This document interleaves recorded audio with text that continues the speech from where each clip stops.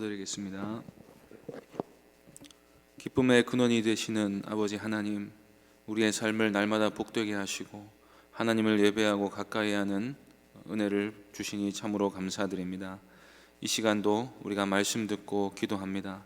진리로 우리를 가르쳐 주시고 은혜로 우리를 덮어 주셔서 하나님과 동행하는 기쁨을 충만히 누리게 하여 주옵소서. 주 예수 그리스도의 이름으로 기도하옵나이다. 아멘. 찬송가 325장 찬양하겠습니다. 찬송가 325장입니다.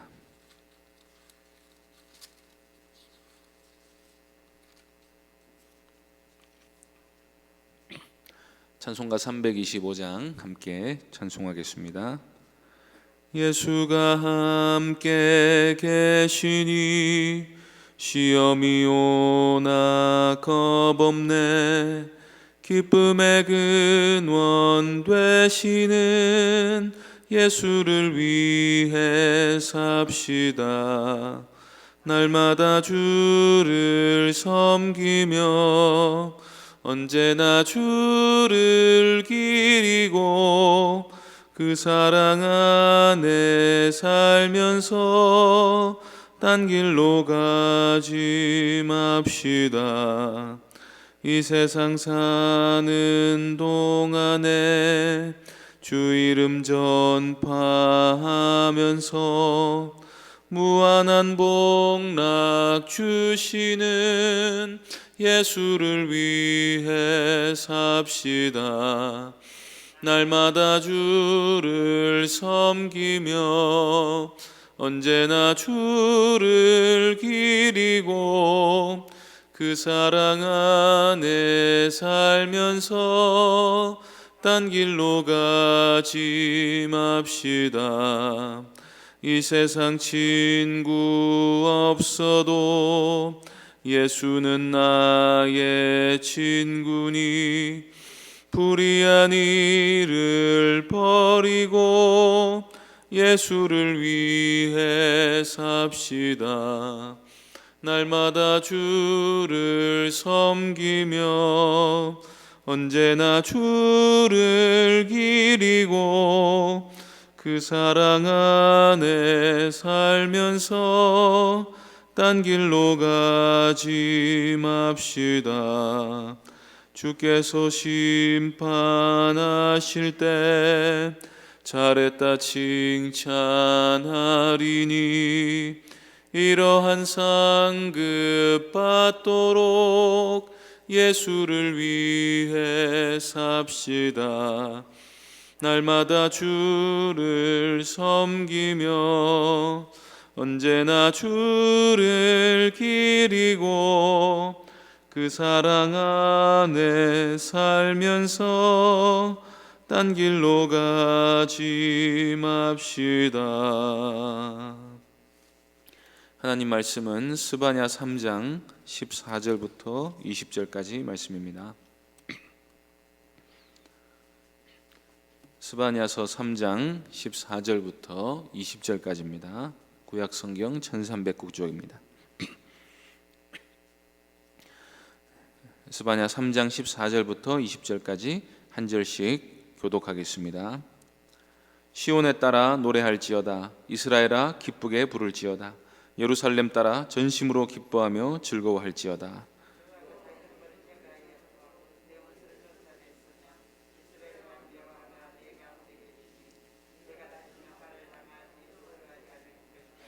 그날에 사람이 예루살렘에 이르기를 두려워하지 말라. 시온아 내 손을 늘어뜨리지 말라.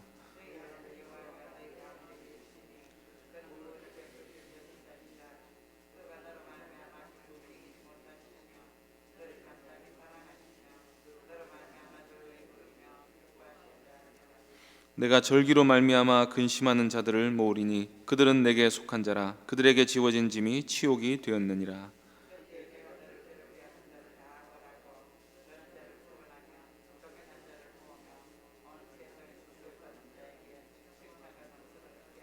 함께 읽겠습니다. 내가 그때 너희를 이끌고 그때 너희를 모을지라. 내가 너희 목전에서 너희의 사로잡힘을 돌이킬 때에 너희에게 천하 만민에게 하나님께서 명성과 칭찬을 얻게 하리라. 여호와의 말이니라. 아멘. 이 시간 구원을 베푸실 전능자시라 하는 제목으로 하나님 말씀 전하겠습니다. 인간의 죄는 자기 스스로 하나님을 떠난 것입니다. 사람은 하나님 안에서만 행복을 누리도록 지음을 받았는데, 사람은 하나님 없는 자유와 행복을 누리기 위해서 하나님을 거역하고 스스로 왕이 되려고 했습니다. 그리고 하나님 없는 세상에서 온갖 발생하는 결핍을 채우기 위해 온갖 죄를 지으며 육신의 정욕을 만족시키는 삶을 살아왔고, 그 욕망의 기록이 바로 인류의 역사인 것입니다. 스바냐서는 바로 이 죄에 대한 하나님의 진노가 종말이 되면 가공할 심판으로 나타나게 된다고 예언했습니다. 그런데 하나님은 단지 죄악을 보시고 심판만 하시는 분이신가 하는 바로 이 질문에서 스바냐서가 왜 기록이 되었는지를 알 수가 있게 됩니다. 스바냐는 심판을 예언하고 싶어하는 선지자가 아닙니다. 스바냐서는 궁극적인 심판과 함께 궁극적인 구원이 일어난다고 말하는 책입니다. 그래서 어쩌면 스바냐는 그 어떤 예언서보다 가장 크고 놀라운 구원을 말하고 있는 말씀이라고 할 수가 있습니다. 그래서 인간의 근원적인 죄가 하나님과 사람 사이를 분리시키는 결과를 가져왔다면, 구원은 하나님이 자기 백성 가운데 영원히 거하시는 것으로 나타나게 됩니다. 하나님은 죄인과 함께 거하실 수 없으십니다. 하나님은 거룩하신 분이시기에 죄인을 반드시 심판하시는 분이십니다. 그런데 그 하나님께서 자기 백성들의 죄를 제거하십니다. 그렇게 하셔서 그들 가운데 영원히 거하시는 하나님으로 나타나시게 됩니다. 우리가 섬기는 하나님은 죄인만 보면 죽이려고 달려드는 냉혹한 심판자가 아니라, 하나님의 원수라 할지라도 어떻게든 살려내고 거룩하게 만들어서 영원토록 함께하고 싶어 하시는 선하신 사랑의 하나님이신 것입니다.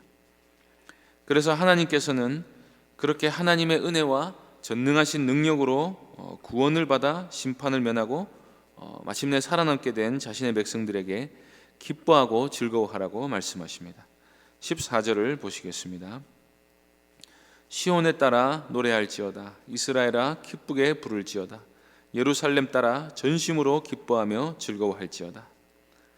여기서 말하는 이스라엘은 온 세상의 남은 자들을 말합니다. 오늘날로 말하면 교회가 바로 이스라엘이자 예루살렘의 딸들입니다. 혈통적으로 아브라함의 자손이라 할지라도 하나님을 찾지도 구하지도 않는 예루살렘의 악인들은 모두 심판을 당해 지구상에서 사라지게 됩니다. 이제 하나님 나라가 시작됩니다. 참된 구원과 영생을 비로소 누리게 되었습니다. 그러니 얼마나 기쁜 일입니까? 하나님은 기쁨을 주시면서 기뻐하라고 말씀하십니다. 이때 하나님은 전심으로 기뻐하라 그렇게 말씀하시는데, 저는 이 표현을 보면서 우리가 전심으로 기뻐한 날이 도대체 언제 있었는가를 생각해 보게 되었습니다. 아마도 어린 시절 외에는 전심으로 즐거워하고 기뻐했던 때가 별로 없었던 것 같습니다. 철이 조금 들고 나서부터는 잠언에서 솔로몬이 말했던 것처럼 웃을 때에도 마음에 슬픔이 있고 즐거움의 끝에도 근심이 늘 있었습니다. 마음껏 기뻐서 소리 질렀던 적이 언제 있었나 싶을 정도로 해맑은 웃음이란 세상을 아직 모르는 어린아이들의 전유물로 여겨지는 세상에 우리가 살고 있습니다. 그런데 그날이 오면 우리는 너무 기뻐서 소리 지르게 될 것입니다. 하나님을 온 마음을 다해 기뻐서 찬양하게 될 것입니다. 하나님이 본래 사람에게 주셨던 그 기쁨을 온전히 회복하게 될 것입니다. 천국 문이 열리고 그 안에 들어갈 때 우리가 얼마나 환호성을 지르게 될지를 상상해 보시기 바랍니다. 그런데 우리는 이 기쁨을 이미 선물로 받았습니다. 예수 그리스도를 믿고 우리가 죄 사함을 받았다는 사실이 믿어졌을 때 이 놀라운 기쁨이 우리 안에 벌써 나타나기 시작했습니다. 그래서 하나님은 15절에서 왜 기뻐해야 하는지를 이렇게 말씀하십니다. 여호와가 내 형벌을 제거하였고 내 원수를 쫓아냈으며 이스라엘 왕 여호와가 내 가운데 계시니 내가 다시는 화를 당할까 두려워하지 아니할 것이라. 어째서 우리가 기뻐할 수 있습니까? 하나님이 우리에게 내리기로 정하신 형벌을 제거하셨기 때문입니다. 무엇으로 제거하셨습니까? 십자가로 제거하신 것입니다. 이 십자가로 인해 원수가 쫓겨났습니다. 죄를 가지고 사람을 쥐고 흔들던 마귀도 쫓겨나고 죄의 결과인 사망도 쫓겨나게 됩니다. 우리는 다시 죄 때문에, 죽음 때문에 두려워할 필요가 없게 됩니다. 왜냐하면 우리의 죄악을 제거하신 하나님께서 우리 가운데 이제 영원히 거하시기 때문입니다. 이 놀라운 구원은 우리가 믿을 때, 그리고 성령을 받을 때 이미 주어진 것입니다. 성도는 이제 죄로 인한 형벌당할 것을 영원토록 두려워하지 않습니다. 성령께서 우리 안에 영원히 거하시며 강물 같은 기쁨이 솟아나게 만드십니다. 하나님이 우리와 함께 계신다는 사실을 우리가 알게 됩니다. 하나님이 눈동자처럼 지키는 존재가 됩니다. 하나님이 원래부터 우리와 함께하고 싶어 하셨는데 이제 정말로 실제로 우리와 함께 하신다면 이보다 더 큰 복이 어디에 있겠습니까? 누가 우리를 해칠 수 있겠습니까? 우리가 어떤 복을 받지 않겠습니까? 이 하나님께서 우리 안에 계시면서 우리를 얼마나 사랑하시는지에 대해서 스바냐서는 이렇게 말씀해 줍니다. 16절 17절을 보겠습니다. 그날에 사람이 예루살렘에 이르기를 두려워하지 말라. 시온아 내 손을 늘어뜨리지 말라. 너의 하나님 여호와가 너의 가운데 계시니 그는 구원을 베푸실 전능자이시라. 그가 너로 말미암아 기쁨을 이기지 못하시며 너를 잠잠히 사랑하시며 너로 말미암아 즐거이 부르며 기뻐하시리라 하리라. 그날에는 모든 사람들이 확실히 말하게 될 것입니다. 너의 하나님 여호와가 너의 가운데 계신다. 하나님이 함께하지 못하실 이유는 죄악밖에 없었는데 그 죄가 제거가 되었습니다. 그 하나님께서 우리 안팎에 충만히 거하시면서 우리 때문에 너무나도 기뻐하십니다. 구원받은 자만 기뻐 외치는 게 아니라 하나님도 우리 때문에 노래를 부르십니다. 사랑의 노래를 부르시며 따뜻한 팔로 우리를 안아주십니다. 그토록 원하시던 사랑을 하나님이 마음껏 하실 수가 있게 되었습니다. 하나님도 너무 기뻐서 그 기쁨을 이기지를 못하십니다. 하나님이 그래도 위험이 있으시니까 채통을 지키려고 아무리 하셔도 사랑하는 마음을 감추지를 못하시고 노래를 불러가며 그 사랑을 표현해 버리십니다. 어떻게 이렇게 놀라운 회복이 일어날 수가 있게 되었습니까? 그것은 하나님께서 구원을 베푸실 전능자이시기 때문입니다. 예수님께서 한날 부자가 천국에 들어가는 일은 낙타가 바늘길을 통과하는 일만큼 어렵다고 말씀하셨습니다. 그 말에 제자들이 깜짝 놀라서 그러면 누가 구원을 받을 수 있습니까? 라고 물었습니다. 그에 대한 예수님의 대답은 사람은 할 수 없지만 하나님은 하실 수 있다고 하신 것입니다. 사람은 구원의 문제에 관해서 아무런 일도 할 수가 없습니다. 오히려 생이 연장되면 연장될수록 지옥에 가야 할 이유만 늘어나게 됩니다. 사람이 자기 스스로를 구원한다는 것은 불가능한 일입니다. 부자뿐만 아니라 하나님을 떠난 모든 교만한 죄인들은 천국에 들어가지 못하게 됩니다. 그러나 하나님은 하실 수가 있습니다. 어떻게 하셨습니까? 먼저 하나님의 아들을 이 땅에 사람으로 보내셨습니다. 그리고 우리 가운데 사람이 되어 오신 하나님께서는 일평생 아무런 죄도 짓지 않으셨습니다. 예수님이 죄를 짓지 않으신 것은 거룩하신 하나님이시기도 하지만 우리 죄를 대신 지고 죽을 희생제물이 되기 위해서였습니다. 전능하신 하나님이 아니셨다면 예수님이 어떻게 죄의 모든 유혹을 그렇게 극심한 고난 가운데서도 이겨내실 수 있었겠습니까? 뿐만 아니라 하나님은 전능하시기에 십자가를 지고 죽으신 예수님을 부활시킬 수 있으셨습니다. 또한 전능하시기에 그 이름을 믿는 모든 자에게 십자가 제사의 효력이 나타나게 하시고 마음의 모든 죄를 제거하시고 새 영을 부어 주실 수가 있으셨습니다. 전능하신 분이시기에 마른 뼈와 같이 죽은 우리도 다시 살리셔서 하나님이 거하실 만한 처소를 만들어내실 수 있으셨던 것입니다. 그렇기에 하나님이 우리를 보고 그렇게 기뻐하신다는 것은 근본적으로는 우리 때문이 아니라 우리가 예수 그리스도와 연합된 존재가 되어 완전히 의롭다 여기심을 받기 때문입니다. 또한 우리를 그리스도 안에서 의롭다 여기신 하나님께서 우리를 점점 더 거룩한 사람이 되게 만드셔서 마침내 우리를 죄를 짓지 않는 영화로운 존재로 만들어내시기 때문입니다. 이 중에서 무엇이 중요하겠습니까? 예수 그리스도의 의를 보시고 우리를 의롭다 하심이 가장 큰 하나님의 기쁨이 되는 것입니다.